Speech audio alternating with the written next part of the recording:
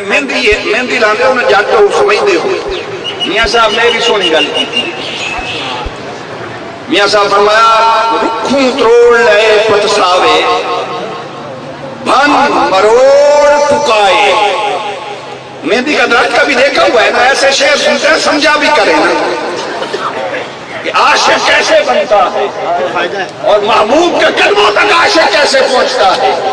میاں صاحب میں رکھوں تروڑ لے پتساوے بھن مروڑ ٹکائے. یہ عشق کا ٹوکا نہ چلے تو عاشق کبھی مضبوط نہیں ہوتا. بھن مروڑ ٹکائے. اب کیا کہتا ہے ہرے بھرے سرسابہ والے, آپ کہتے ہیں پانی, ہرے بھرے سرسابہ والے. پانی تھا نا, دنیاوی خواہشات تھی, اب کیا کیا کہ عاشق یہ دنیا کی خواہش ختم کرنی ہے. فرمایا دھوپے سٹ سکائے. پانی تھا نا, دھوپ میں ڈال دیا, جلتا رہے جب تک خواہشات نہ ختم ہوں تب تک سوکھنے دے. اب خواہشات ختم ہو گئی, اب ہوا کیا, اب خواہشات تو ختم ہو گئی پر عاشق نہیں بنا. ڈاکٹر صاحب کے کہتے ہیں میاں صاحب لنگری ڈنڈے گھوٹ بیچارے, پھر کوٹنا شروع کر دیا. اب خشک ہو گئے, اب کوٹنا شروع کر دیا, دورے میں ڈالا, ڈنڈے سے کوٹا جا رہا ہے. لنگری ڈنڈے گھوٹ بیچارے صورت بھن گوائے. یا توڑ کے پھر سوکھے کیے, خشک کیے, پھر انہیں پیس دیا. اب کیا شکل عاشق کی باقی رہی, اب باقی رہا کیا. فرمایا اب کچھ نہیں نہ رہا تو اب سب کچھ رہ گیا. اب جب تیرا سب کچھ نہیں نہ رہا, تیرا کچھ بھی نہیں رہا, سب کچھ رہ گیا. فرمایا لنگری ڈنڈے گھوٹ بیچارے صورت بھن گوائے. اتنا کچھ کر کے اپنے کتوں تھا ابھی تھوڑی گل تو اس کم میں ہے. یہ سب کچھ کر کے پہنچا عاشق کہاں تک ہے, تا دل پر دے پیری لگی.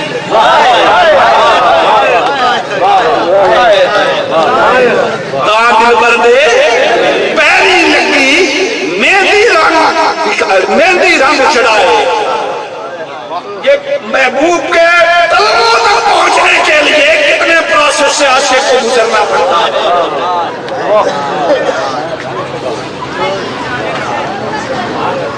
فرمایا یہ جو رات کو کمائی ختم بھی کر لئیے, یہ اتنی گلاں اتنی چنیاں ہوں گی.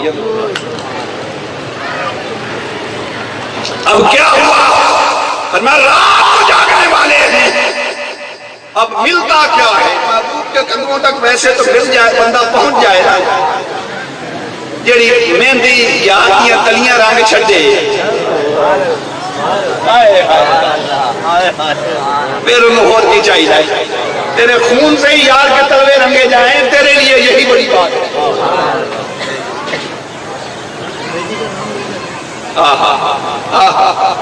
سچی بات. اب ملتا کیا ہے, آیا کریمہ کا حصہ. فرمایا مولا, کسی نے پوچھا یہ جو عاشق اتنا کچھ کرتے ہیں تو انہیں ملتا کیا ہے. فرمایا فلا تعلم نفس, اے نہ پوچھ, اے ہنو دی تے میری گل ہے, تجھے کیوں بتاؤں, یہ میرے عاشق اور میرا معاملہ ہے, تو کیوں پوچھتا ہے. فلا تعلم نفس ما فی, سب سے مخفی رکھا ہے عاشق کے لیے خزانہ. خزانہ کیا ہے سنیے, اور یار کے پاس عاشق کے لیے سب سے بڑا خزانہ کیا ہے. فرمایا قرۃ اعین, میرے پاس وہ ہے جو میرے عاشق کی آنکھیں ٹھنڈی کر دے گا. میرے پاس وہ ہے جو تیرا اس سے کیا میرے عاشق کی آنکھیں ٹھنڈی کرنی ہے. تو جیسے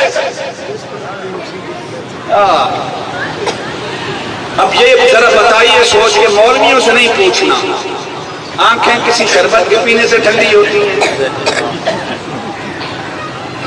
آنکھیں کوئی باغات کی سیر سے ٹھنڈی ہوتی ہیں, جن کی ہوتی ہیں ان کو مبارک, ساڑیاں نہیں ٹھنڈیاں ہوں گی. آنکھیں کو جنت سے ٹھنڈی ہوتی ہیں؟ نہیں. جنت کے باغات محلات اور سراؤں سے ٹھنڈی ہوتی ہیں؟ نہیں. اور یار سادہ سی بات ہے، کسی جٹ کو بھی پوچھو کہ بابا کی میں ٹھر دیا تو بھی آکھے گا جڑے نال پیار ہوئے جدو ان تکی انہوں ٹھر دیا.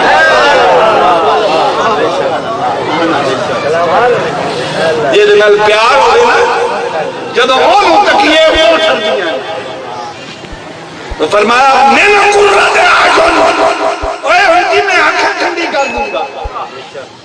میاں صاحب سے شعر بولیا نہیں میں دکی میں بڑی ہے.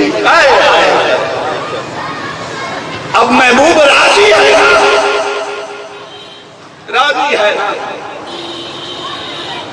تو آجا عاشق. انہیں آکھیا بن سجنا تو سجنا نہیں، بن سجنا یار محبوب کے سوا بھی کوئی بات ہوتی ہے. بن سجنا تو سجنا نہیں، آ سجنا جی تو سجنا. میاں صاحب کا وہ یار دیکھیں فصاحت و بلاغت پنجابی میں دیکھیں. بن سجنا تو سجنا نہیں، آ سجنا جی تو سجنا. جن جن یار میرے نو ڈٹھا، جن جن یار میرے نو ڈٹھا نہ رجیا نہ آنکھوں کا کام ہی یار کو تکنا ہے اور کام کیا ہے. فرمایا باغ بہار حسن سے اندر کا اضافہ کیسے تکتا ہے عاشق محبوب کو. یہ سارا پراسس کر کے جب آتا ہے نا محبوب کے تلموں سے آ کے لگتا ہے. اب تکتا ہے، یوں تکتا ہے تو کہتا ہے باغ بہار حسن سے اندر.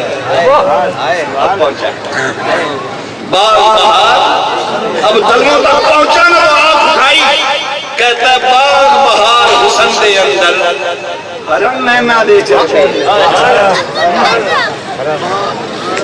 باغ بہار حسن دے اندر ہرن نینا دے چلتے. رجن قد محمد بخشا بکھے سان عمر دے، اور جنہوں نے ساری زندگی